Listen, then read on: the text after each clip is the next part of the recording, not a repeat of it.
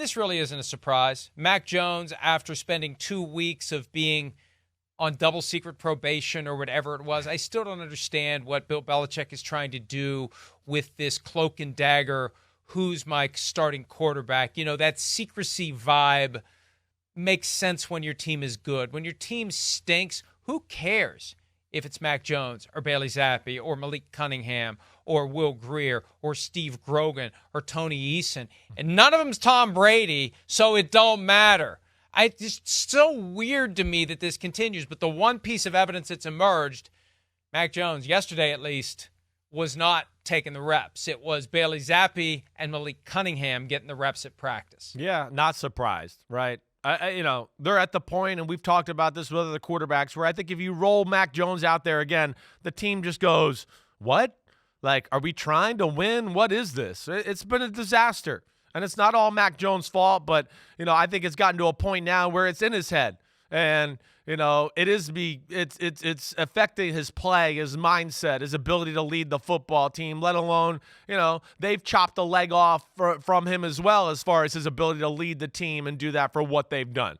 So we'll see where it goes. I mean, Bailey Zappi, sure, they could throw him out there. He's just a C-plus version of Mac Jones, so I don't know where that goes. Malik Cunningham, I do think at least gives him a little bit of maybe a tactical advantage of breaking out some quarterback runs and doing some things of that nature.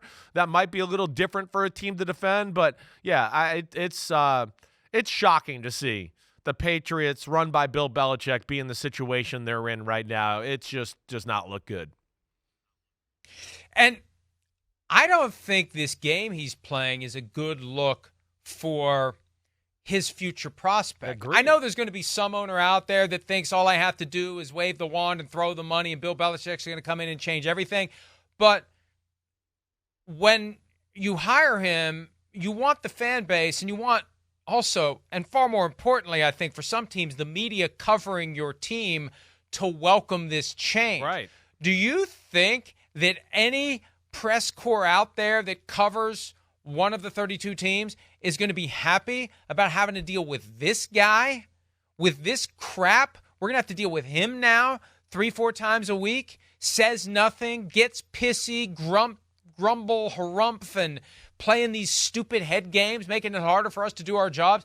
Whoever talks about hiring this guy is going to have a pushback, I think, by their local media right out of the gates. They're not going to want to deal with this. Well, I don't disagree. I think it could be, kind of down the middle type of thing where fans are excited because it's Bill Belichick and all the things he's done. And, of course, he's one of the greatest coaches, if not the greatest ever to coach in football, where, yeah, you got to – excitement for that, but I think there's also going to be the other side of what you're talking about. The media being like, oh, okay, it's on to Cincinnati guy we got to deal with here and all of that, let alone I think you have a part of the media and fan base that's like, what are we doing getting Bill Belichick? Nothing he's done the last 2.5 years has really been right. It's fair to question, has he lost his edge? Has he lost his ability to stay, in pace with the game and the way it is right now?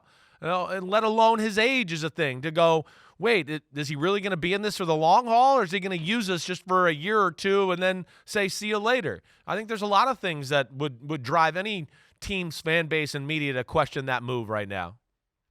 It's going to be a tough needle to thread. Yeah. For him to find a place where he's going to be happy, they're going to be happy with him, the fans are going to be happy. It's not going to be easy. No. I know we need to take a break, but I want to ask you one question real quickly. Yeah. This was posed to me. I'll take questions on Twitter while I'm sitting on the plane waiting to take off, either to go up to New York or to come home. Right. Who's more likely to start a game next year, Mac Jones or Zach Wilson? Ooh, Mac Jones. Zach Wilson is going to be relegated not to a backup. He's probably going to be relegated to a third stringer, right? With a team that's already got a really good starter and got a backup that's a veteran, and, hey, let's keep Zach Wilson because he has some talent and maybe he could be our backup, one day and then be the guy. So I think it's Mac Jones. I think Mac Jones, he gets relegated next year to, I don't think a starter anywhere, but a backup that people are going to look at and go, oh, we can make him a backup right now. He'll run the offense. That was a really messed up situation the last 2 years in New England. He's better than what everybody saw. He's more of what the guy we saw the rookie year that led the team to the playoffs and did that. I truly believe that. So I would say Mac Jones. Maybe he'll end up in Philadelphia and be reunited with Matt Patricia. We can only hope. Hi, it's Mike Florio. Thanks for watching PFT on YouTube. Hit subscribe for the latest news and analysis from Pro Football Talk.